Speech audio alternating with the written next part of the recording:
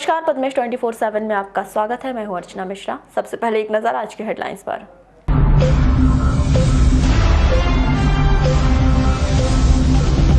बंगाल की खाड़ी से उठे अम्फन तूफान का बालाघाट जिले में नहीं होगा प्रभाव।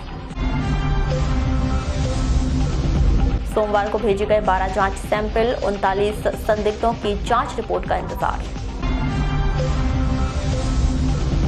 31 मई तक जिले में नहीं शुरू होगी बस सेवाएं। बस ऑपरेटरों ने कहा, आधी सवारी लेकर बस चलाना मुमकिन नहीं। चने के अवैध परिवहन के मामले में 1,31,000 का लगाया गया जुर्माना। 10 मई को ससुर के हाथों घायल हुए दामाद की जिला अस्पताल में इलाज के दौरान मौत। और आर्थिक संकट से जूझ रही नगरपालिका ने शुरू की टैक्स वसूली, 3 करोड़ से अधिक का बकाया बाकी। और अब खबरें विस्तार से। कोरोना वायरस संक्रमण के प्रभाव को जेल तक पहुंचाने से रोकने के लिए विचाराधीन और सजायाफ्ता कैदियों के परिजनों की मुलाकातों पर प्रतिबंध लगा दिया गया, लेकिन लगातार लंबे समय तक परिजनों से बातें ना होने की वजह से कैदियों की मानसिक स्थिति और परिजनों की परेशानी ना बढ़े, इसलिए जिला जेल के द्वारा कुछ लैंडलाइन नंबर जारी किए गए हैं, जो इस प्रकार से है 07632248070 और 248071 और 240168, जिन पर सुबह 9 बजे से 1 बजे तक और दोपहर में 3 बजे से 5 बजे तक प्रत्येक कैदी के परिजन सप्ताह में 2 बार फोन कर सकते हैं। जिला जेल जेलर विदित सरवैया बताते हैं कि यह कोशिश यही की जा रही है कि इस लॉकडाउन के दौर में किसी भी कैदी के परिवार से जुड़ी हुई परेशानी और परिजनों को बातचीत करने का पूरा मौका मिल जाए, जिससे इस संक्रमण काल में प्रत्यक्ष मुलाकात पर लगी रोक का कैदी और उनके परिजनों पर प्रभाव न पड़े। कोरोना वायरस संक्रमण काल में ग्रीन जोन में होने की वजह से जिले में बाजार और दुकान खोलने की छूट मिली, तो आर्थिक संकट से जूझ रही नगरपालिका ने अपना वसूली अभियान भी शुरू कर दिया है। जनवरी और फरवरी माह में नगरपालिका परिषद के द्वारा लंबे समय तक टैक्स नहीं जमा करने वाले बड़े बकायेदारों से लगभग 1.25 करोड़ रुपए की वसूली हुई, लेकिन अभी भी 3 करोड़ रुपए की वसूली होना बाकी है, जिसे देखते हुए नगरपालिका के द्वारा लगातार वसूली की जा रही है। 4 तारीख से प्रारंभ कर दी गई वसूली और लगभग 7-8 लाख रुपए की वसूली आ चुकी है। और कितनी वसूली बाकी है? वसूली तो बहुत बाकी है। किन किन चीज़ों की वसूली इसमें है? संपत्ति कर, जलकर तो लोग आके खुद स्वयं पटा रहे हैं, तो डिस्टेंस वाइज सोशल डिस्टेंसिंग का पालन करते पटा रहे हैं, और संपत्ति कर की वसूली भी आ रही है। हमारे वार्ड प्रभारी वसूली पे जा रहे हैं। अच्छा सर, पिछले दिनों में जो लाल गोले लगाए गए थे, उनसे लगभग कितनी वसूली हो चुकी है? कितने ऐसे कर्जदार बचे हैं? उनसे लाल गोले लगाने से लगभग हम लोग 1.25 करोड़ रुपये वसूली। और कितना पैसा बच चुका है? वसूली तो हमारे लगभग 3 करोड़ रुपये की पिछले साल, और ये चालू वित्तीय वर्ष की वसूली आ रही है 10 करोड़ रुपये की वसूली। 18 मई को कलेक्ट्रेट परिसर में सांसद ढाल सिंह बिसेन की उपस्थिति में बस ऑपरेटरों की एक बैठक आयोजित की गई, जिसमें बस संचालन को लेकर महत्वपूर्ण चर्चा हुई, जिसमें 31 मई तक जिले के भीतर बस संचालन नहीं किए जाने का फैसला लिया गया है। बस ऑपरेटरों ने 2 टूक शब्दों में कह दिया कि 22 मार्च से उनकी बसों के पहिए थमे हुए हैं, बावजूद इसके कि सरकार उन पर टैक्स थोप रही है। पहले उस पर बात की जाए, उसके बाद ही बस का संचालन होगा। आज सुरक्षा की कलेक्ट्रेट में हमारे सांसद महोदय ने मीटिंग रखे थे, जिसमें निर्णय लिया गया। समस्त बस ऑपरेटर बैठे थे, उनसे समस्या सुनी गई, और हमारा निर्णय यह है कि अभी 31 तारीख तक के तो लॉकडाउन है, लेकिन गाड़ी 22 मार्च से गाड़ी नहीं चली है आज तक, तो उसका टैक्स हमको आगे महीने के लिए एडजस्टमेंट किया जाए, तभी हम सहमत रहेंगे गाड़ी चलाने के। सांसद जी भी बैठक में उपस्थित थी, उनकी क्या राय रही? उनकी राय ये रही कि आप लोगों ने बहुत सहयोग करे इस लॉकडाउन के विषय में। मैं सबका आभार व्यक्त करता हूं। उन्होंने समस्त बस ऑपरेटरों की तारीफ करें, जो आज महामारी ये फैली हुई है, ये इतनी फैली हुई है कि इसको संभालना बहुत मुश्किल है। ये सिर्फ अपने को डिस्टेंस ही लेके चलना है और काम करना है। बैठक के दौरान एक बड़ा फैसला लिया गया कि 31 मई तक बसों का संचालन नहीं किया जाएगा। वहीं दूसरी ओर बस ऑपरेटरों ने साफ कर दिया कि 50 सीटर बस में 25 सीट सवारी को लेकर बस चलाना असंभव कार्य है कि हमारा अप्रैल और मई का टैक्स बाकी होना चाहिए, मतलब माफ होना चाहिए। अच्छा, जिस तरीके से शर्तों की जो बात जो की जा रही थी कि 50 सीटर में 25 लोगों को बैठाना, तो क्या लगता है कि आप लोग उस निर्णय पे सहमति देंगे? नहीं, बिल्कुल नहीं। उस स्थिति में तो परिवहन कर पाना असंभव है। तो फिर भी क्या होना चाहिए आप लोगों के हिसाब से? जैसे हमारा ऐसा है कि जैसे पहले स्थिति थी, हम प्रशासन के साथ हैं। जो पुरानी स्थिति थी, जितनी कैपेसिटी है उतने में संचालन करेंगे तो हम बैलेंस सीट में बने रहेंगे। लेकिन ये भी स्थिति हमारे संभागीय कार्यालय और मध्य प्रदेश भोपाल से जो निर्णय प्राप्त होगा कि संचालन चालू उसी शर्त पे करेंगे जिसपे हम बिल्कुल अप्रैल और मई का टैक्स माफ होने के बाद ही हम संचालन पे चर्चा करेंगे। जिले के बिरसा थाने की मछुरदा पुलिस चौकी क्षेत्र में आने वाली सोन नदी में एक व्यक्ति के डूबने से मौत हो गई। मृतक फूलचंद पिता सुमेर सिंह मेरावी 30 वर्ष ग्राम नया टोला मालिया निवासी है। जानकारी के अनुसार फूलचंद शराब पीने का आदी था। 17 मई को सुबह फूलचंद और उसकी पत्नी के बीच घरेलू बातों को लेकर विवाद हुआ, जिसके बाद घर से कहीं चला गया, लेकिन काफी देर तक कहीं पता नहीं चला। 4 घंटे बाद ग्राम समीप सोन नदी में एक व्यक्ति की लाश दिखी, जिसकी पहचान फूलचंद पिता सुमेर सिंह मरावी 30 वर्ष के नाम से की गई है। जिले में लालबर्रा थाना अंतर्गत ग्राम बहरई से मोगांव रोड ग्राम छतेरा में मोटरसाइकिल की ठोकर से 4 वर्षीय बालक घायल हो गया। घायल बालक अवनीत पिता बुध प्रकाश सुखदेव 4 वर्ष छतेरा निवासी को जिला अस्पताल में भर्ती किया गया है। जानकारी के अनुसार 18 मई को सुबह 10 बजे बालक अवनीत अपने घर के सामने खेल रहा था और खेलते खेलते अपने घर के सामने गेट के पास खड़ा था। तभी बस्ती तरफ से तेज रफ्तार से आ रही मोटरसाइकिल ने बालक अवनीत को ठोकर मारकर फरार हो गई।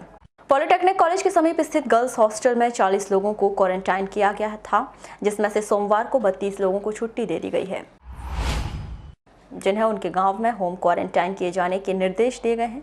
वहीं इस सेंटर में कुल 8 लोग हैं जिन्हें क्वारंटाइन किया गया है, जिसमें से 5 पुरुष तो वहीं 3 बालिकाओं का समावेश है। भोपाल से लौटे लोगों ने अपनी परेशानी कुछ इस तरह से बताई। भोपाल से आए सर, हम मॉर्निंग में 5:30 बजे से सर अभी हम लोग आए तो बस वही सब अभी खाना वगैरह हुआ था, बस बाकी लंच मिला है? लंच मिला है। कैसा लंच था? ठीक था। और कोई दिक्कत? बस ऐसे कोई परेशानी नहीं है। बट ये देखा जा रहा है कि यहाँ पे जितने लोग आए हुए थे, कम से कम 30 लोग आए थे हमारे साथ में, तो उनको जो गांव के हैं उनको गांव भेज चुके हैं और कहा गया है कि वो ग्राम पंचायत में क्वारंटाइन में रखे जाएंगे। और यहाँ अभी गर्ल्स में हम 3 ही लोग बचे हुए हैं, तो कहा जा रहा है कि सर आ रहे हैं, वो हमें कहीं और शिफ्ट करने वाले हैं, तो बस वही वेट हो रहा है। अच्छा, मैं अभी देखा कि कुछ जेंट्स लोग भी हैं आपके वार्ड में। हाँ, तो यहाँ पे पहले से बॉयज़ को शायद यहीं रखा जा रहा है। बालाघाट में जितने भी आ रहे हैं तो बॉयज़ यहीं रुक रहे हैं और उनका टाइम खत्म होते हैं उनको फिर यहाँ से डायरेक्ट घर भेजा जा रहा है। बंगाल की खाड़ी में सक्रिय चक्रवाती तूफान से सागर में अब दबाव क्षेत्र कम हुआ है, जिसका असर निश्चित ही पड़ोसी राज्य छत्तीसगढ़ के कई जिलों में दिखाई दे रहा है। लेकिन जिले वासियों के लिए राहत भरी खबर यही है कि इस तूफान की वजह से बालाघाट जिले में बारिश नहीं होने की संभावना जताई जा रही है। कृषि विज्ञान केंद्र की मौसम शाखा से मिली जानकारी के अनुसार तूफान का जिले में असर नहीं होगा। यदि छत्तीसगढ़ के सीमावर्ती जिलों में बहुत ज्यादा असर हुआ तब बालाघाट में हल्की बारिश हो सकती है।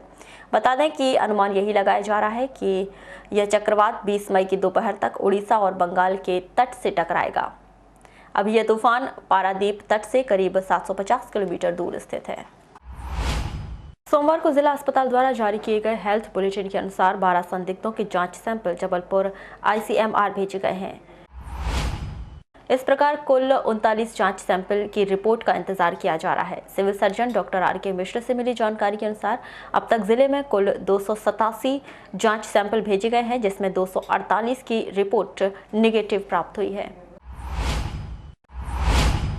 10 मई को वारासिवनी के वार्ड नंबर 1 बीडी कॉलोनी स्थित महामाया बुद्ध विहार के पीछे कल्याण गोरे ने अपने घर के सामने अपने दामाद भोजू नेवारे पर चाकू से हमला करके उसे गंभीर रूप से घायल कर दिया था, जिसके इलाज के दौरान 8 दिन बाद 18 मई को मौत हो गई। आपको बताया कि कल्याण गोरे की बेटी अपने पिता के साथ रहती थी, जिसे अपने घर ले जाने के लिए 10 मई को भोजू नेवारे अपने ससुर के घर आया। इस दौरान ससुर और दामाद के बीच विवाद हुआ और कल्याण गोरे ने अपने दामाद भोजू पर प्राणघातक हमला कर दिया था। आपको बताया कि घटनास्थल पर ही घायल भोजू नेवारे का बहुत अधिक खून बह चुका था, जिस कारण शुरुआती स्थिति में सुधार नहीं हुआ और 8 दिन बाद उसकी मौत हो गई। गत दिनों वाराणसी वार्ड नंबर 1 में ससुर और दामाद का झगड़ा हुआ था।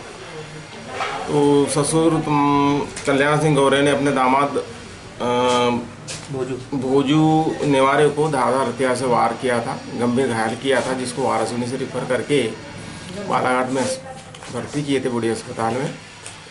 2-4 दिन 8 दिन तक उसका उपचार चला और आज करीबन उसकी 2-3 बजे मृत्यु हो गई। जिले में रूपझर थाने के उकवा पुलिस चौकी क्षेत्र में आने वाले ग्राम राजपुर में इसी ग्राम के व्यक्ति सूरजलाल पिता केवल सिंह टेकाम 45 वर्ष ने पेड़ में फांसी लगाकर आत्महत्या कर ली। जानकारी के अनुसार सूरजलाल 16 मई को शराब के नशे में था और रात्रि 12 बजे से घर में दिखाई नहीं दे रहा था। 17 मई की सुबह 6 बजे घर के पीछे बाड़ी में स्थित जामुन के पेड़ में सूरजलाल की फांसी पर लटकी हुई लाश देखी गई। जिले के भरवेली थाना अंतर्गत ग्राम आवला झरी में एक 11 माह का बालक खेलते खेलते पानी से भरे टंकी में गिरने से बेहोश हो गया। बेहोश बालक भव्य पिता मनीष चचाने ने उसे जिला अस्पताल में भर्ती किया। घटना 18 मई को 4 बजे की है, जब मां नीतू चचाने घर के कपड़े सिलाई कर रही थी और उनका बेटा भव्य पास में खेल रहा था। खेलते खेलते भव्य बाथरूम के पास बने सीमेंट की पानी की टंकी में के पास चला गया और खेलते हुए टंकी में गिर गया। भव्य को टांके में गिरते पड़ोसी महिला ताराबाई की नजर पड़ी और उसने चिल्लाई। आवाज सुनकर नीतू चचाने दौड़ी और भव्य को टांके से बाहर निकाला, जो बेहोश हो चुका था। भव्य को तुरंत जिला अस्पताल लाकर भर्ती किया है। डॉक्टर भगवान का रूप होते हैं। जब डॉक्टर किसी पीड़ित या गंभीर बीमारी से ग्रसित व्यक्ति का उपचार कर उसकी जान बचा लें तो वह भगवान से कम नहीं होता। यह कहावत लालबर्रा सामुदायिक स्वास्थ्य केंद्र में उस समय चरितार्थ हो गई जब 18 मई को लगभग 8:30 बजे बेलगांव छपारा जिला सिवनी निवासी एक 9 माह की मासूम बच्ची रूबी पिता अंकित रनायत के गले में काजल की डिब्बी अटक गई, जिसे परिजनों के द्वारा तत्काल अस्पताल में लाया गया, जहां डॉक्टर अंकित खरोले के द्वारा अपनी सूझबूझ का परिचय देते हुए मासूम बच्ची के गले में अटकी काजल की डिब्बी को समय रहते बाहर निकाल लिया गया, जिसके बाद परिजनों ने राहत की सांस ली। वो काजल की डिब्बी यहाँ फंस गई थी। कब की बात है ये? आज की। तो मॉर्निंग में। तो कितने वर्ष की बच्ची है ये 8-9 माह की। उसके बाद क्या किया फिर आपने? यहाँ लाए डॉक्टर साहब ने, ऐसे उल्टी की तो निकल गई। तो अभी ठीक है बच्ची? हाँ ठीक है। कोरोना संक्रमण के चलते विभिन्न राज्यों में फंसे प्रवासी मजदूरों का जिला मुख्यालय पहुंचने का क्रम लगातार जारी है। आज हैदराबाद से बड़ी संख्या में मजदूर नगर के यात्री प्रतीक्षालय पहुंचे, जिन्हें घर तक पहुंचाने की व्यवस्था को लेकर नगर पालिका प्रशासन और जिला प्रशासन के द्वारा प्रयास किए गए। उनके लिए वाहनों की व्यवस्था की गई। जिन प्रवासी मजदूरों के लिए साधन की व्यवस्था नहीं हो पाई वे मायूस नजर आए और उन्होंने प्रशासन से मांग की है कि जो प्रवासी मजदूर बाहर से आ रहे हैं उन्हें घर तक पहुँचाने की व्यवस्था की जानी चाहिए, ताकि उन्हें किसी भी प्रकार की दिक्कत ना हो। अच्छा, यहाँ पहुँचे तो कोई व्यवस्था मिली है? कहाँ जाना है आपको? हमें तो अभी वाराणसी रामपाली मोगा जाना है, लेकिन हमारे लिए अभी कोई साधन की व्यवस्था नहीं हुई है। तो किसी से बात किए थे आपने? हमने सर लोगों से यहाँ जो है व्यवस्था बना रहे उनसे बात की, लेकिन बोल रहे कि आपके इधर के क्षेत्र के होंगे तो हम भिजवा सकते हैं, या अन्यथा रात भर रुकनी पड़ेगी। किस प्रकार की दिक्कत महसूस कर रहे हैं? अभी तो अब साहब वही है कि घर जाने की कोशिश कर रहे हैं, वही दिक्कत है। चना के अवैध परिवहन मामले में कृषि उपज मंडी समिति लालबर्रा के द्वारा जब्त किए गए ट्रक क्रमांक CG 04 LC 9671 के खिलाफ मंडी अधिनियम की धारा 19(4) के तहत कार्यवाही करते हुए 16 मई को अवैध परिवहनकर्ता से 1,31,764 रुपए का जुर्माना वसूल किया गया है। कार्यालय कृषि उपज मंडी समिति लालबर्रा से प्राप्त जानकारी के अनुसार ट्रक में 600 कट्टी 46,142 रुपए का चना अवैध परिवहन प्रकरण पर मंडी शुल्क की राशि 1,23,462 रुपए, निराश्रित शुल्क राशि 3,293 व समझौता शुल्क 5,000 रुपए सहित कुल राशि 1,31,764 रुपए का जुर्माना वसूल किया गया है। बता दें कि लालबर्रा मुख्यालय से लगभग 13 किलोमीटर दूर राज्य मार्ग क्रमांक 26 पर ग्राम पंचायत कंजई स्थित जिले की सीमा कंजई बैरियर में गत 12 मई को रात्रि लगभग 11:30 बजे राजस्व विभाग द्वारा कार्यवाही करते हुए अवैध रूप से चना भरकर जा रहे एक ट्रक को जब्त किया गया था। तो ये थी अब तक की खास खबरें। अगली न्यूज बुलेटिन के साथ फिर मुलाकात होगी, तब तक के लिए नमस्कार।